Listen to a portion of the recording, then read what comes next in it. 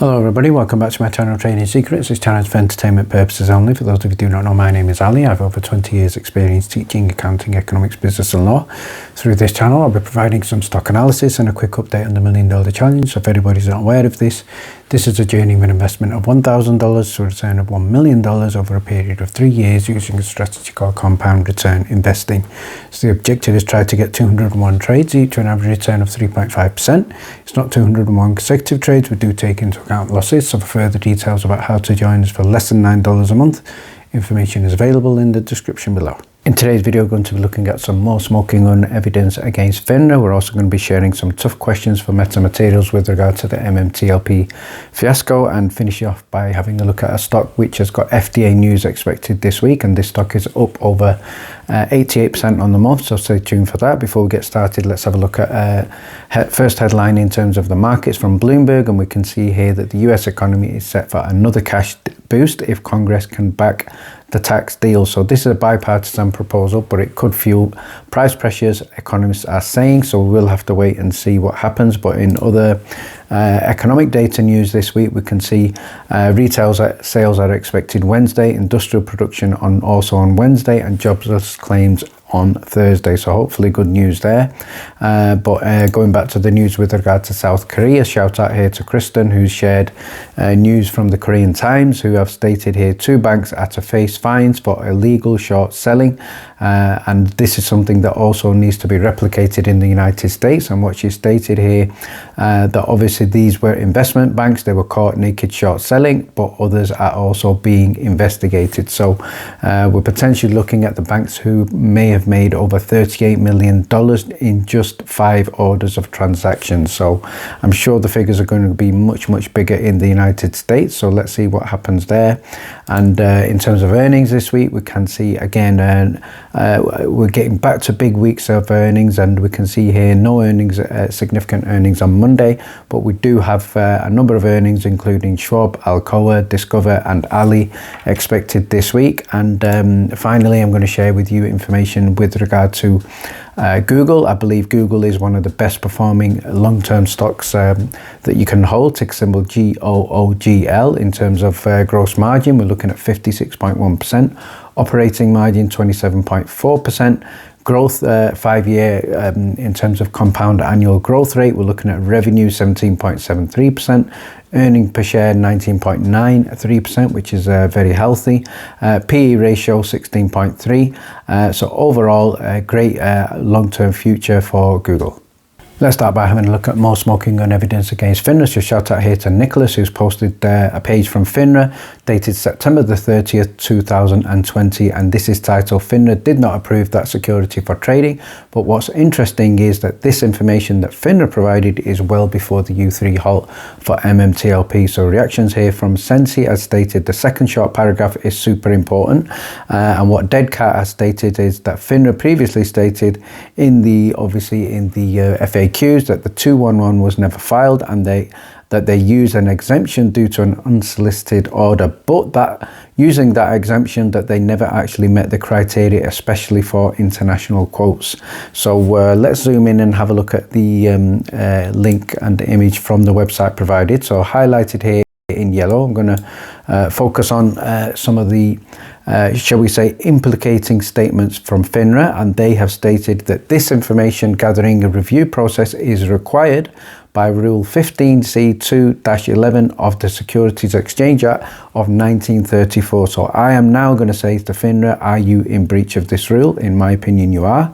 And what they've also stated is prior to posting a quote, however, the firm must demonstrate to FINRA that it has obtained and reviewed the required information by completing and submitting what is known as a Form 211. So 2 things there. First of all, they're talking about a firm submitting the information. They're not talking about market makers submitting on behalf of a firm.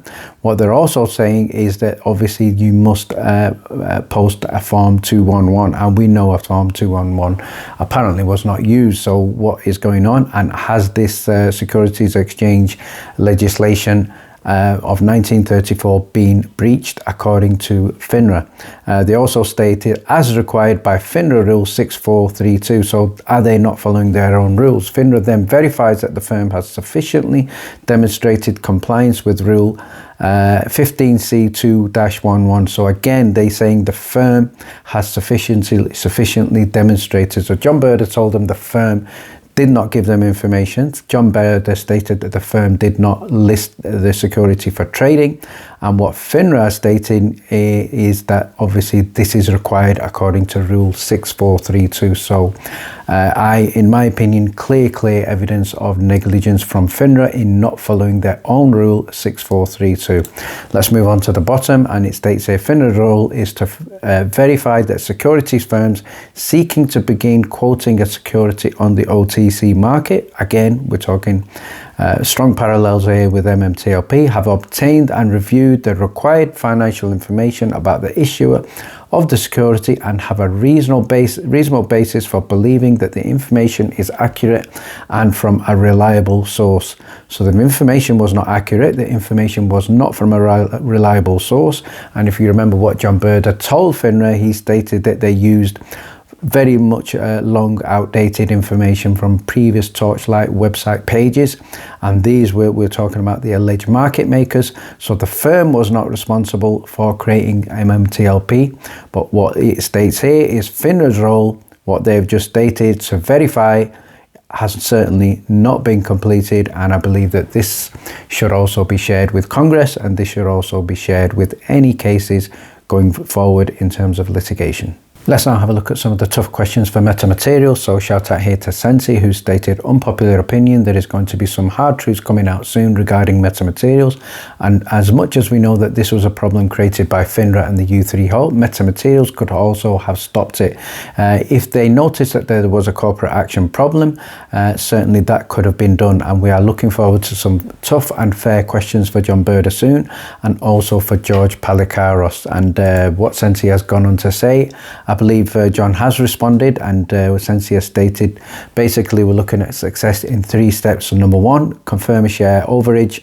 About this, we believe that this has been done with obviously TradeStation. And number 2, clear metamaterials of all uncertainty and explain FINRA's involvement in the MMTLP corporate action with evidence. And obviously, apparently, Mr. Berder is ready to assist. And number 3, prove FINRA failed in their procedure and in the image that we just shared recently. Hopefully, that will go a long way towards doing that. Off by having a look at ticker symbol ADAG, also known as Adene, and this was initially called and information shared in our priority DD channel in the Discord, with a number of other stocks that have FDA catalysts expected in January 2024. So we're focusing on ADAG. This is also a stock that has been added to our weekly watch list. So we can see here there has been some news. So dated 4th of January 2024, we can see the company is to present interim results of one of the phase 1/2 trials on Saturday, January the 20th, 2024. So this next weekend coming up at 6:30 a.m. Pacific time. So what we're looking at here is we're looking at the results of the phase 1B/2B study, looking at obviously results associated with patients in colorectal cancer. So again, we are going to be watching that carefully, but let's now move on from a trading point of view to have a look at the charts. So we can see here in terms of the previous 5 days that we can see the stock is up in excess of 38%, currently trading at $3.17, and on the close of play on the Friday it was up in excess of 2.59%, again also on a difficult trading day. And if we have a look, go back a little bit further, we can see here in the chart over the previous month the stock is up in excess of 88%. At one point it was trading around about $1.50. Currently it's trading in excess of $3.10. So great positive upwards bullish momentum for ADAG. And again, if you would like to get a full copy of our weekly watch list as well as a daily stock alerts and DD in the Discord, details are in the description below. Thank you very much for watching. Please stay tuned.